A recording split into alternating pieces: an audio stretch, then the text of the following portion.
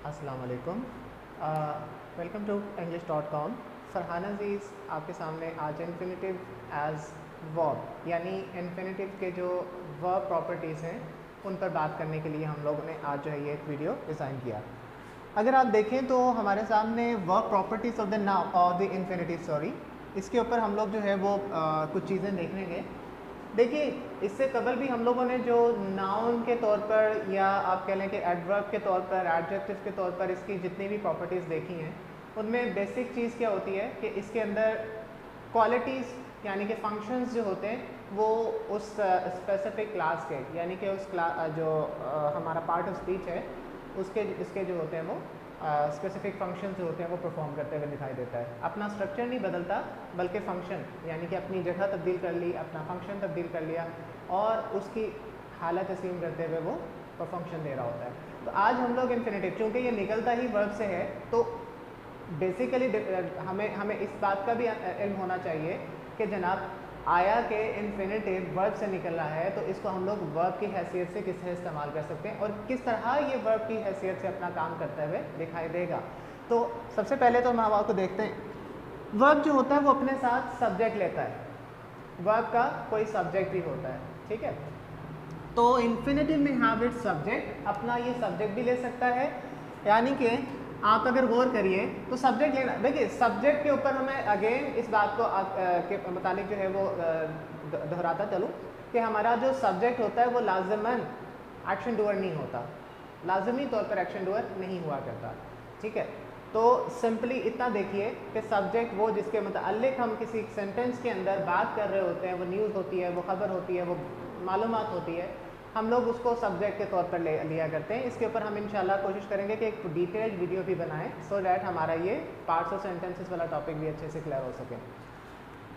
तो यहाँ पर मैंने कहा ये अपना सब्जेक्ट ले सकता है, राइट। सब्जेक्ट कैसे लेगा? आपके सामने मैंने एक सेंटेंस लिखा है, allow him to be an honest man। अब यहाँ पर आप देख सकते हैं यूँ तो आपका ये जो लिखा हुआ है ना हमने now him, मैं उसे जानता हूँ, ठीक है। नाउ हिम, मैं उसको जानता हूँ। आप यहाँ पर इसको फुल स्टॉप दे दीजिए, ये सेंटेंस कंप्लीट हो जाएगा, ठीक है। आप डेमोन्स्ट्रेट करके देख लीजिए, ये सेंटेंस कंप्लीट है। आई नो हिम, मैं उसको जानता हूँ। लेकिन यहाँ बात कंप्लीट नहीं हुई है, बात ख़त्म नहीं हुई है। क्या मतलब? आई नो हिम, मैं उसको जानता हूँ। किस हैसियत से जानता हूँ? To be an honest man, कि वो एक ईमानदार आदमी है। अगर इसको मैं क्लॉज की हैसियत से उर्दू में ट्रांसलेट करूँ, क्योंकि ये क्लॉज बना हुआ है, तो क्लॉज की हैसियत से अगर मैं इसको ट्रांसलेट करूँ तो मैं कैसे करूँगा? मैं उसको जानता हूँ कि वो एक ईमानदार आदमी है। फ्रेज़ की हैसियत से करूँगा यानी मुरक्कब नाकिस में ले आऊँगा तो मैं कह सकता हूँ कि मैं उसको एक ईमानदार आदमी की हैसियत से जानता हूँ, ठीक है। तो ये उर्दू में मैंने खैर उसको ट्रांसलेट किया है, थोड़ा सा शिफ्ट आ जाता है डेफिनेटली, वो ग्रामर के अंदर भी शिफ्ट आती है। तो खैर हम लोग इसके अंदर देखते हैं कि I know him to be an honest man, मैं उसको एक ईमानदार आदमी होने की हैसियत से जानता हूँ। तो खैर यहाँ पर आप गौर कीजिए कि मैंने हिम के साथ आगे लगाया to be an honest man. Who is an honest man? Who is an honest man? मैं किसको ऑनेस्ट मैन कह रहा हूँ? हिम, वो शख्स जिसको मैंने हिम बोला। दो I have used objective case, यहाँ परेशान होने की ज़रूरत नहीं है, गगरचे मैंने यहाँ पर जो है वो हिम जो है वो ऑब्जेक्टिव केस में इस्तेमाल किया, लेकिन ऑब्जेक्टिव केस इस्तेमाल होने के बावजूद भी ये इन्फिनेटिव का सब्जेक्ट बन रहा है, ठीक है। आई नो हिम, मैं उसको जानता हूँ, to be an honest man, कि वो क्या है? एक ऑनेस्ट आदमी है, ठीक है जी। यहाँ पर टू बी किसका वर्ब है? हिम का, यानी इसका सब्जेक्ट कौन है? हिम। तो हमारा टू बी क्या होगा? इन्फिनेटिव और हिम उसका सब्जेक्ट। क्लियर? सेकंड में आप देख सकते हैं दे रिकॉग्नाइज देम टू बी डेकॉर्ड्स। अब आप देखिए दे रिकॉग्नाइज, उन्होंने पहचान लिया, देम उनको, टू बी डेकॉर्ड्स। टू बी जाहिर सी बात है इन्फिनेटिव है और इसके साथ जो इसका वर्ब सब्जेक्ट आ रहा है वो कौन है? देम, यानी उन्होंने उन्हें पहचान लिया डाकू होने की हैसियत से कि वो डाकू थे, ये कह लें वो पहचान गए कि वो लोग डाकू थे, ठीक है। तो दे रिकॉग्नाइज, वो पहचान गए देम, उन लोगों को। अच्छा, टू बी डेकॉर्ड्स, डाकू होने की हैसियत से। अब आप मुझे एक बात बताइए, हम लोग जब इसको इस तरह से इस्तेमाल करें दे रिकॉग्नाइज देम, तो यहाँ पर देम जो है वो सब्जेक्ट बन रहा है इस टू बी का, ठीक है जी, यानी टू बी जो है वो इन्फिनेटिव है और इसका सब्जेक्ट कौन है, देम। अगेन यहाँ पर हम लोगों ने ऑब्जेक्टिव केस इस्तेमाल किया, ठीक है। तो खैर आप यहाँ पर देख सकते हैं कि हमारे सामने इन दो एग्जाम्पल्स में जो बात थोड़ी सी मज़ीद आपको दोहराते चलें, यानी the subject of infinitive is always an objective case. Objective case आपको अगर प्रोनाउंस के लिए देखना हो तो उनकी एक स्पेसिफिक हालत होती है, स्पेसिफिक केस होती है, लेकिन अगर आप नाउन्स के ऑब्जेक्टिव केस लेते हो तो उनके लिए आपको कतअन किसी किस्म की केस तब्दील करने की ज़रूरत नहीं पड़ती। यानी अगर मैं किसी शख्स का नाम यहाँ पर लेता हूँ और मैं कहता हूँ कि जनाब वहाँ पर ऑब्जेक्ट की जगह पर मैं किसी भी पर्सन का नाम ले लेता हूँ, तो वो या सब्जेक्ट की जगह पे ले लेता हूँ, तो ये सब्जेक्ट या ऑब्जेक्ट में नाम तब्दील होने की वजह से, शिफ्ट होने की वजह से हम लोग समझ जाते हैं कि नाम सब्जेक्ट की जगह पे आ रहा था, वो सब्जेक्ट है, ऑब्जेक्ट की जगह पर है तो ऑब्जेक्ट। मगर आपके प्रोनाउंस जो होते हैं उनके लिए एक स्पेसिफिक केस होता है, सब्जेक्ट का अलग है, ऑब्जेक्ट का अलग है, लेकिन इस हालत में जब ये इन्फिनेटिव का सब्जेक्ट बने तो ये ऑब्जेक्टिव केस अपने साथ रहता है। क्लियर हो गया? अब हम लोग इसके नेक्स्ट प्रॉपर्टी पर चलते हैं।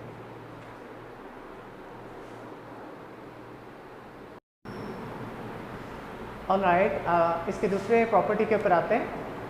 इन्फिनेटिव्स अपने ऑब्जेक्ट को भी अपना ऑब्जेक्ट भी ले सकता है किसी सेंटेंस के अंदर, लेकिन इसके लिए आपको डेफिनेटली अगर ऑब्जेक्ट लेना है तो उसके लिए पहली एक शर्त होती है कि इन्फिनेटिव आपका जो है वो ट्रांजिटिव वर्ब इस्तेमाल कर रहा हो, ठीक है। यानी अगर आपके इन्फिनेटिव के अंदर ट्रांजिटिविटी नहीं है, उसका कोई ऑब्जेक्ट नहीं है, तो डेफिनेटली वो अपना ऑब्जेक्ट भी नहीं लेते, यानी कि ट्रांजिटिविटी नहीं है, इसका मतलब कि वो एक्शन जो है वो अपना परफॉर्म नहीं कर रहा है किसी चीज़ पर, तो इस वजह से हम लोग उसको ऑब्जेक्ट भी नहीं दे सकते। क्लियर? तो यहाँ पर आप देखेंगे कि इन्फिनेटिव जो होते हैं उनके ऑब्जेक्ट भी होते हैं। इन एग्जाम्पल्स को गौर से देखिए। To see the sky is wonderful, to see the sky is wonderful, ठीक है। टू सी देखना, किसको देखना, व्हाट। एक बार पहले भी हमने बात की थी कि अगर वर्ड का क्वेश्चन आपके जहन में आ जाए तो आपने वहाँ पर ऑब्जेक्ट लगाना होता है, यानी कि वो जो उसका आंसर होगा, उस वर्ड का आंसर होगा उस वर्ड के ऊपर, वो उसका ऑब्जेक्ट होता है। यानी अगर मैं कहता हूँ to see what, to see sky, to see is wonderful, to see what, to see sky, ठीक है, क्या देखना, आसमान को। तो to see the sky is wonderful, आसमान देखना जो है वो बहुत खुशिकवा है। टू सी द स्काई, अब आप यहाँ पर देख सकते हैं टू सी इन्फिनेटिव है, ठीक है, इन्फिनेटिव की हालत है, और यहाँ पर आप देख सकते हो कि ये स्काई है जो इसका एक्शन रिसीव कर रहा है, राइट। नीचे देख लेते हैं, to collect coins is my hobby. To collect infinitive है और कॉइन्स जो सिक्के, ये इसका ऑब्जेक्ट हो गया। क्या कलेक्ट किया जा रहा है, कॉइन्स, ठीक है। तो आप यहाँ पर देख सकते हैं कि यहाँ वैसे तो ये जो हमारे पास ये वंडरफुल और हॉबी वाले, जो माय हॉबी वाला जैसे फ्रेज आ गया और ऊपर वंडरफुल लगा हुआ है, ये इसके बाद आ रहे हैं जो कि एक नॉन एक्शन है, वैसे वो बी की ही ऑक्सिलरी है, तो लेकिन यहाँ पर वो डेफिनेटली इन्फिनेटिव तो नहीं है, तो उसकी ऑक्सिलरी होने की वजह से हम लोग उसको नॉन एक्शन में ले रहे हैं। और यहाँ पर ये लोग ये चीज़ें कॉम्प्लीमेंट के तौर पर आ रही हैं, क्योंकि इनमें एक्शन रिसीव करने की सलाहियत नहीं है, यहाँ पर ये एक्शन रिसीव नहीं कर रही हैं। इस चीज़ को देख, इन दोनों चीज़ों को आप अगर आप कंपेयर करते हो, द स्काई और कॉइन्स, यानी action is being received by sky and coins, ठीक है, यानी कि एक्शन देखने का, एक्शन और कलेक्शन का, इन दोनों को जो है वो आसमान और जो कॉइन्स हैं ये एक्शन रिसीव कर रहे हैं। हालांकि हम लोगों ने देखा था कि बी के जो ऑक्सिलरीज हैं वो इज़, एम, आर, वॉज, वर, वो यहाँ पर अगर आप देखें नॉन एक्शन वर्ब के तौर पे लगे हुए, ठीक है, यानी कि ये लिंकिंग वर्ब के तौर पे इस्तेमाल हो रहे हैं। तो इसके साथ ही वंडरफुल या माय हॉबी जो है वो इस्तेमाल हो रही है, जो कॉम्प्लीमेंट हैं, हालांकि क्योंकि इनमें जो है वो ऑब्जेक्ट एक्शन रिसीव नहीं किया जा रहा। जहाँ पर एक्शन रिसीव किया जा रहा है वो क्या है, वो ऑब्जेक्ट्स हैं। तो इस तरीके से हमारे सामने ये चीज़ भी क्लियर हो गई कि इन्फिनेटिव जो होते हैं वो उनमें दो काम जो वर्क कर रहा है, एक उसका सब्जेक्ट होना और एक उसका ऑब्जेक्ट होना, ये दोनों चीज़ें जो है वो आप कहने के में होती हैं। एक चीज़ मज़ीद कंपेयर करते चले, हम लोगों ने देखा कि हमारा जो इन्फिनेटिव था उसका सब्जेक्ट ऑब्जेक्टिव केस में था, इसका ऑब्जेक्ट भी ऑब्जेक्टिव केस में होगा। ये इसको आपने शक्ल उसकी जगह से पहचानना होता है, ठीक है। अगर आपको सेंटेंस याद हो तो वहाँ पर हमारा जो सब्जेक्ट था वो इन्फिनेटिव से पहले आ रहा था, दो के वो ऑब्जेक्टिव केस में था लेकिन इन्फिनेटिव से पहले आ रहा था। अगर मैं यहाँ पर किसी फॉर एग्जांपल किसी प्रोनाउन का जिक्र करता हूँ, मैं लगा देता हूँ to teach him is difficult. ठीक है, to teach him is difficult. आप यहाँ पर देख सकते हैं कि ये हिम जो है ये इसकी ऑब्जेक्ट है, हिम उसका ऑब्जेक्ट है। और इंटरेस्टिंग चीज़ ये है कि ये ऑब्जेक्टिव केस में ही आ रहा है, जबकि इसका सब्जेक्ट भी ऑब्जेक्टिव केस में ही आया था। यानी इन्फिनेटिव अपने सब्जेक्ट जो इन्फिनेटिव से पहले लगेगा वो भी ऑब्जेक्टिव केस में दिखाएगा, और इन्फिनेटिव अपना ऑब्जेक्ट जो इन्फिनेटिव के बाद आएगा अगर वो ट्रांजिटिव वर्ब है तो उसको भी वो ऑब्जेक्टिव केस में दिखाता है। यानी इन दोनों को पहचानने के लिए आपको उसकी पोजीशन देखना पड़ती है, आपने उसकी हालत में नहीं जाना है। क्लियर? यानी कि प्रोनाउन अगर ऑब्जेक्टिव केस में है तो इससे कोई फ़र्क नहीं पड़ता। आपको ये चीज़ समझना होगी कि अगर वो सब्जेक्ट से पहले आ रहा है, वर्ब से पहले आ रहा है, टू इन्फिनेटिव के जो वर्ब है उससे पहले आ रहा है तो वो सब्जेक्ट होगा, बाद में आ रहा है तो ऑब्जेक्ट होगा, अगर वो ट्रांजिटिव है तो। क्लियर? यहाँ तक हमारा ये फंक्शन भी हम लोगों ने देख लिया। अब इसके बाद तीसरी चीज़ हम लोग देखते हैं, और उसके बाद हम लोग ये चीज़ समझेंगे कि वो समराइज़ कर सकेंगे कि हमारा इन्फिनेटिव जो होता है वो वर्ब के फंक्शंस भी दीगर फंक्शंस परफॉर्म करते हुए वो वर्ब का फंक्शन भी परफॉर्म करने की सलाहियत रखता है। ओके, अब ये लास्ट पे एक चीज़ हम लोग जो पहले भी पढ़ चुके हैं कि इन्फिनेटिव जो होते हैं वो एडवर्ब्स बन जाते हैं, तो हम लोग उनको भी एक बार दोबारा से देख लेते हैं ताकि आप लोगों को वर्ब और एडवर्ब के दरमियान में इसका जो फंक्शन है वो मिक्स ना हो सके। यूँ तो हम लोगों ने मतलब वर्ब की दोनों क्वालिटीज़ जो कि सब्जेक्ट लेना और ऑब्जेक्ट लेना और डेफिनेटली एक्शन परफॉर्म करना या ना करना, ये सब चीज़ें जो हम लोग देख चुके हैं। अब हम लोग इस हिस्से में हम ये जान रहे हैं, दोबारा से हम लोग इसको दोहरा रहे हैं कि हम लोग इन्फिनेटिव को एडवर्ब के तौर पर भी इस्तेमाल कर सकते हैं। याद रहे हम लोगों ने इसको नाउन, एडजेक्टिव, एडवर्ब के तौर पर पहले डिस्कस कर लिया था।